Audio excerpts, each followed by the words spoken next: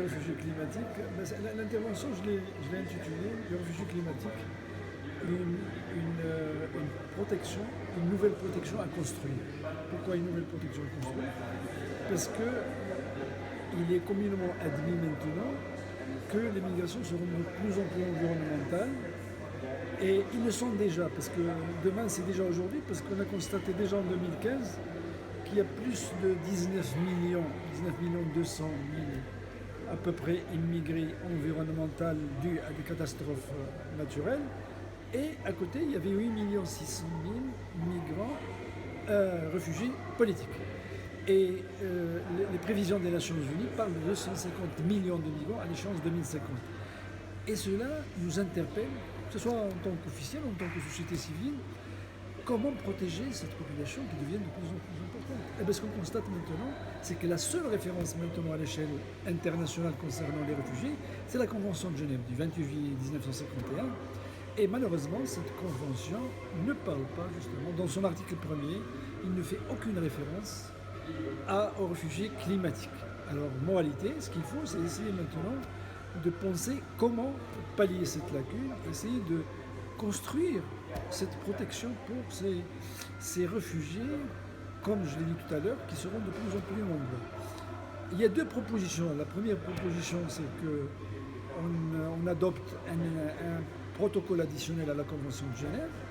Et la deuxième proposition, c'est élaborer carrément une convention spéciale réfugiés climatiques.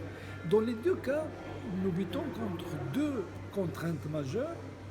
Et la première contrainte, c'est que nous ne disposons pas d'une définition claire de ce que c'est qu'un réfugié climatique. Et ça, c'est un préalable pour pouvoir, parce que les juristes sont vicieux sur ce plan. Il leur faut un texte clair. D'ailleurs, ça me rappelle un peu l'histoire de ce citoyen de Kiribati, que les médias qualifient du premier réfugié climatique. Il a fait une demande d'asile à la Nouvelle-Zélande. Et la Cour de Wellington a rejeté sa demande, arguant le fait qu'il n'est pas persécuté chez lui, alors que son île est en train d'être grignotée petit à petit par l'océan. Alors, moralité, ce qu'il faut maintenant, c'est définir, donner une définition claire de ce que c'est qu'un réfugié. Une fois cette démarche consensuelle adoptée, on passe justement à une grande contrainte qui sont les résistances politiques. Parce que surtout maintenant dans les pays développés, il y a un consensus pour rejeter justement l'idée d'élaborer justement une convention protégeant justement les réfugiés climatiques.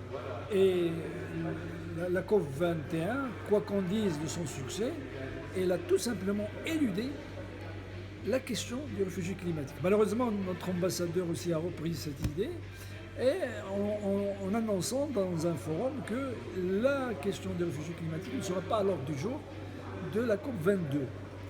Alors, ceci ne veut pas dire qu'il n'y a pas de débat sur la question. Et là, ce qui existe maintenant sur la question, c'est un certain nombre d'initiatives à l'échelle régionale et nationale. À l'échelle régionale, l'initiative la plus importante, c'est la convention de Kampala de 2009.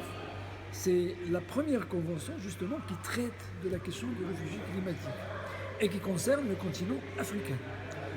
La deuxième initiative, c'est ce qu'on appelle l'initiative Nansen. Cette initiative a été élaborée par 9 pays et initiée par 2 pays, c'est la Suisse et la Norvège, et dont l'objectif est double. D'une part, assurer une meilleure protection à ces réfugiés climatiques, et deuxièmement, sensibiliser l'opinion publique justement à cette question des réfugiés climatiques. Bien sûr, il y a d'autres initiatives, on peut citer des initiatives qui sont prises par certains États au niveau national, par le Danemark, par la Suède, par certains pays de l'Amérique latine, justement, qui ont décidé de porter secours justement à des migrants provenant de régions connaissant des catastrophes naturelles. Les États-Unis adoptent une approche par la négative, c'est-à-dire qu'ils ont décidé de ne pas expulser, même s'ils n'ont pas de documents, les migrants qui arrivent de pays ou de régions où il y a une catastrophe naturelle. Bien sûr, on ne peut pas terminer ça sans parler de la société civile. il y a quelques initiatives qui ont été prises par la société civile, dont une grande initiative qui s'appelle Justice climatique, Climate Justice. Et là, c'est une initiative qui a été initiée par 70 ONG et avec un certain nombre de juristes et d'avocats à travers le monde et qui fait justement du bon travail. Et la deuxième initiative de la société civile, c'est une initiative qui a été prise par l'Université de Limoges. Les chercheurs spécialistes de l'Université de Limoges ont élaboré une convention tenant compte de toutes les contraintes justement pour essayer à travers cette convention de définir toutes les protections nécessaires à ces réfugiés climatiques